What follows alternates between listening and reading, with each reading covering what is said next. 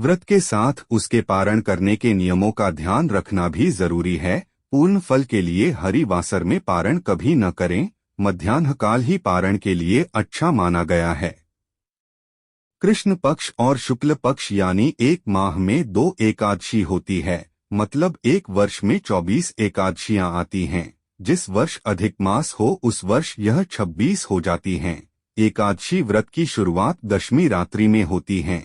पारण द्वादशी को होता है, यानी व्रत पूर्ण द्वादशी को ही होता है। इस दौरान मुहूर्त का विशेष ध्यान रखना चाहिए।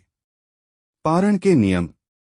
यह व्रत करने के लिए दशमी को रात को भोजन त्यागना होता है। एकादशी को पूरे दिन रात निराहार रहकर व्रत रखा जाता है। द्वादशी पर सुबह व्रत खोला जाता है। पारण सूर्योदय के बाद ही होता है। शास्त्रों में कहा गया है कि एकादशी व्रत पारण द्वादशी तिथि खत्म होने से पहले करना जरूरी है। यदि तिथियों की गड़बड़ के कारण द्वादशी तिथि सूर्योदय से पूर्व ही खत्म हो गई हो तो ऐसी स्थिति में पारण सूर्योदय बाद ही करना होता है। पारण के समय ध्यान रखना है कि एकादशी व्रत का पारण हरिवासर के दौरान नहीं किया जाता है। क्या है हरिवासर? द्वादशी तिथि का पहला चौथाई समय को हरिवासर कहा जाता है। चूंकि व्रत का पारण हरिवासर में नहीं होता, इसलिए व्रती को पारण के लिए इसके खत्म होने का इंतजार करना होता है। यानी द्वादशी तिथि का प्रथम चौथाई समय बीतने के बाद पारण हो सकता है।